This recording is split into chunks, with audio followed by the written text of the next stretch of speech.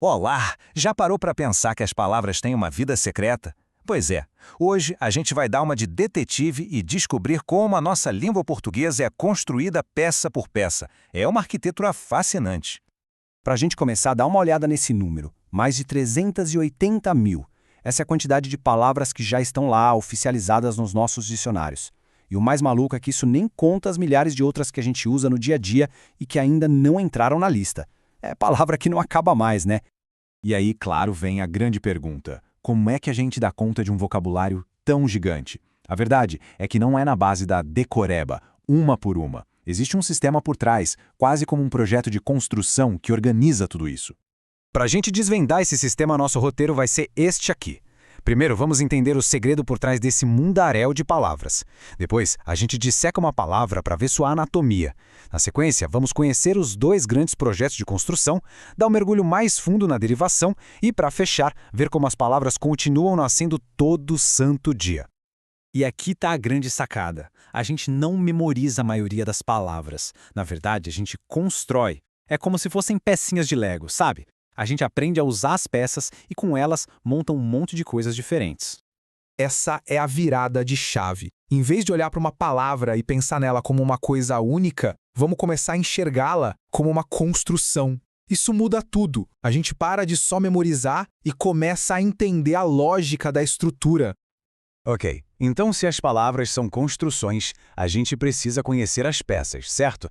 Vamos fazer uma análise rapidinha aqui para identificar os dois componentes principais de qualquer palavra, o que a gente chama de radical e os afixos.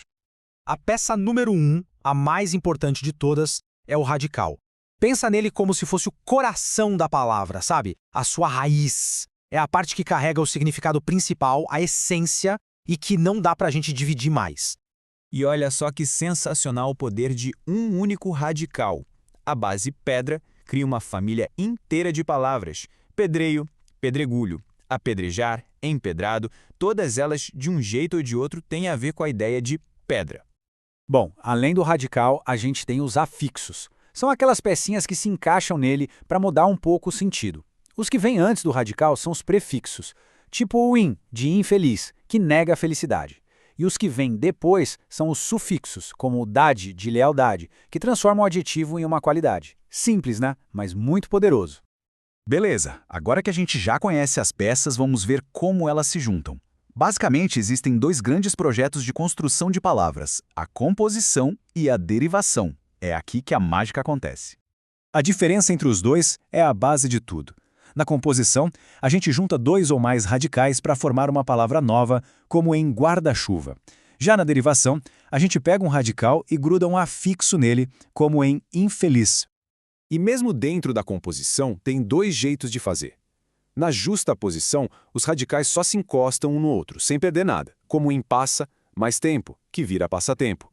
Já na aglutinação, eles se fundem e alguma letra acaba se perdendo no processo. É o caso de planalto, que vem de plano mais alto. Agora, vamos focar na derivação. É aqui que o negócio fica bem interessante.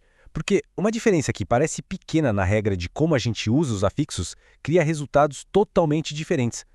Primeiro, vamos ver o caso em que o prefixo e o sufixo são, digamos, independentes. Eles são adicionados à palavra, mas se a gente tirar um deles, a palavra que sobra continua fazendo sentido. Ela continua existindo. Quer ver só? Pensa na palavra deslealdade. Se a gente tirar o prefixo des, o que sobra? Lealdade. Existe essa palavra? Sim. E se a gente tirar o sufixo dade, sobra desleal, que também existe. Viu só? Eles funcionam de forma independente. Agora, vamos comparar com outro processo, a derivação parasintética. Aqui, o prefixo e o sufixo precisam ser colocados ao mesmo tempo. Eles são uma dupla, um time inseparável. Um não existe sem o outro na formação daquela palavra. E a prova disso está aqui na palavra emagrecer. Se a gente tentar tirar o prefixo em, sobra magrecer. Existe magrecer? Não. E se a gente tirar o sufixo ecer, sobra em magro? Também não existe. Isso prova que os dois afixos tiveram que entrar juntos na mesma jogada para a palavra nascer. Então, para resumir de um jeito bem claro, na derivação prefixal e sufixal, os afixos são independentes. Já na parasintética, eles formam uma equipe inseparável. Um é um processo em etapas, o outro é uma adição que tem que ser simultânea. Mas é claro que a língua não é feita só com essas regras tão estruturadinhas. Ela é um organismo vivo, que respira, que se adapta e que está sempre criando e pegando emprestado palavras novas de jeitos bem mais espontâneos. E a gente vê isso acontecendo o tempo todo. A gente abrevia palavras longas e fotografia vira foto. A gente pega palavras de outras línguas, como shopping, a gente imita os sons da natureza para criar palavras como tic-tac, e, claro, a gente inventa palavras totalmente novas para coisas novas, tipo internetês. No fim das contas, a mensagem principal é esta. A língua não é um conjunto de regras paradas no tempo, presas num livro antigo. Ela é uma ferramenta super dinâmica que é moldada e adaptada todos os dias por todo mundo que a usa.